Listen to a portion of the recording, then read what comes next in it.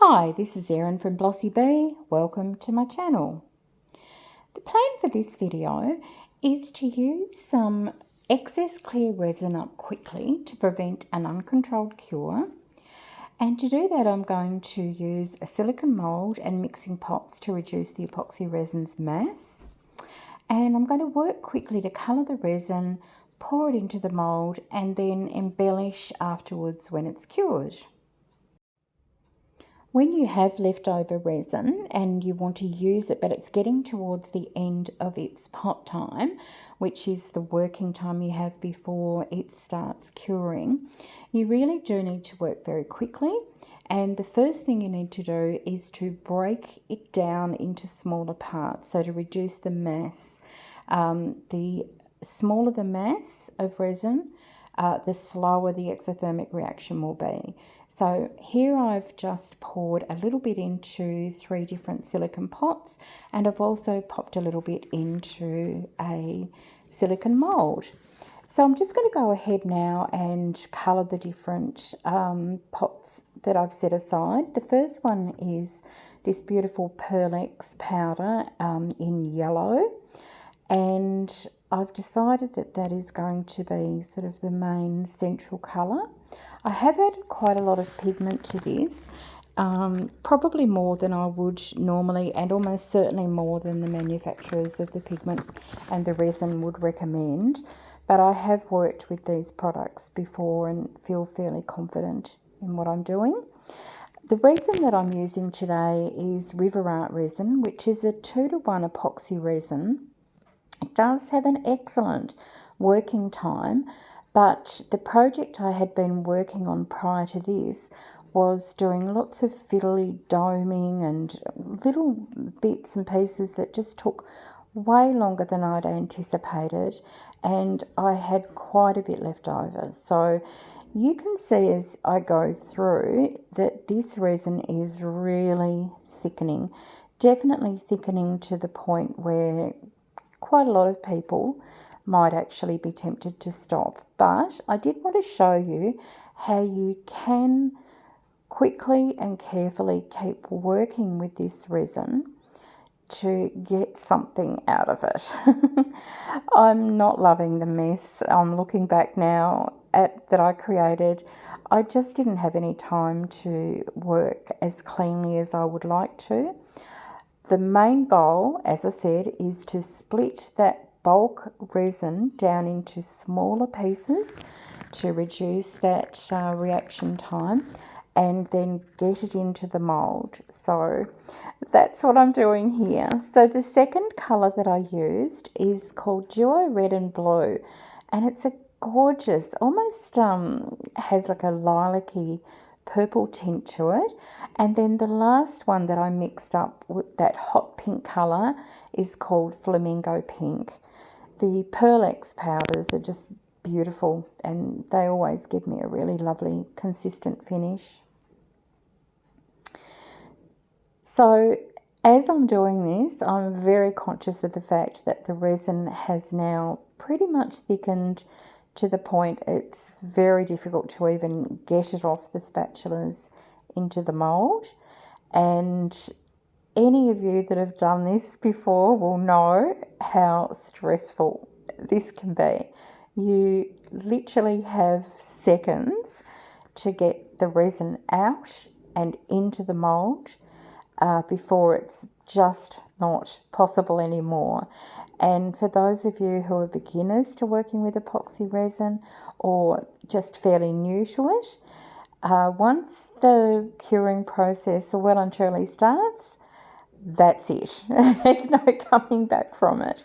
So that exothermic reaction that happens with resin just is a one-way trip. So right at the end, I just take my heat gun and I have it on low, and I'm just going to go over and very carefully, not too close, just make sure I warm up that resin to give it the best possible chance of being able to cure and those colours work well together. And I just used a little toothpick there to add a little bit of a design.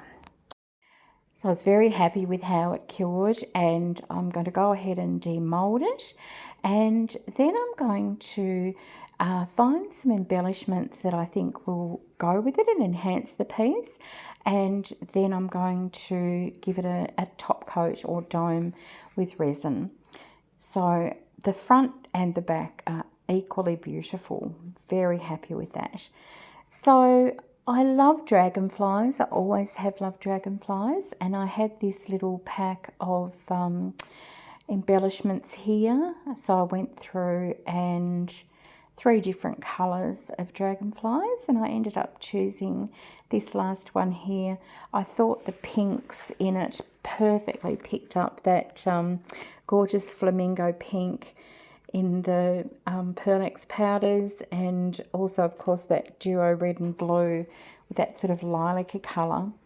So I decided this time that I was going to be a little bit sneaky and try and use the whole sheet if I could, laying down multiple pieces at one time.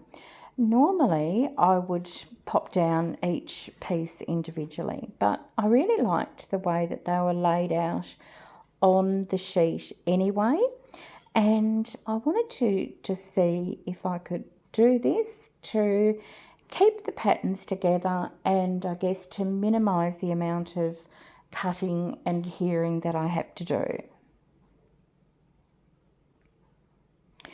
So after I make sure that the piece will fit, I go ahead and remove the backing and then adhere the piece down to my resin, and just using my fingers I smooth it over and give it a little bit of a rub just to make sure that there's no bubbles, and I just love that effect.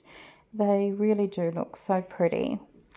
And then to finish off, I just find some other matching pieces to add to the side, and then work out how I need to cut those out of the main sheet. And any of the little bits that are left over that I don't use, I'm just keeping, because they are all, even the little stars and the little swirls, they're all gorgeous, and they'll come in handy for some future project.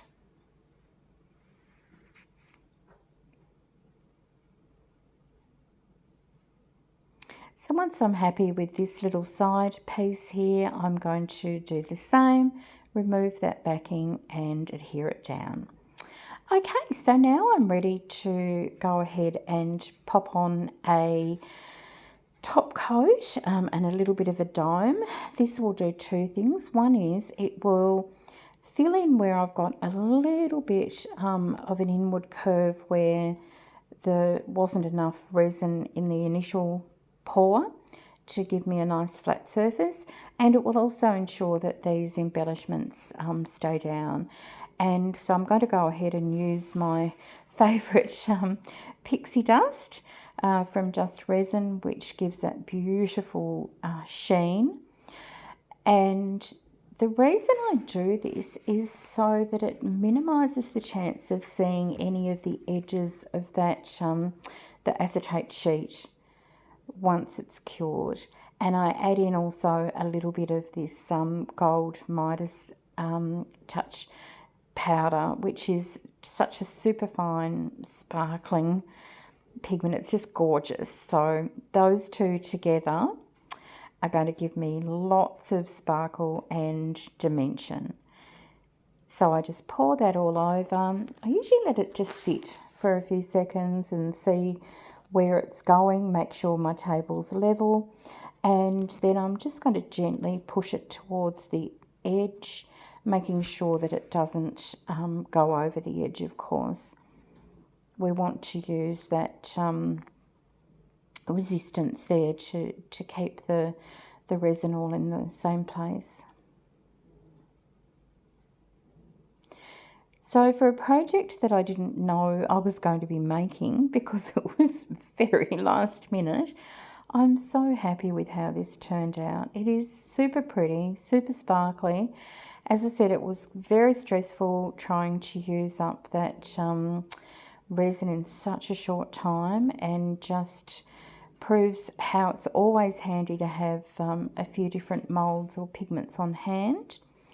And so after that top layer cured, this is what we're left with. The back of it is just stunning, and the front just beautiful. So thank you very much for watching my video today. If you enjoyed it, it would be great if you could like, share, comment, and perhaps subscribe. And here's some images of the completed work, and I'll see you in the next video. Thank you. Bye for now.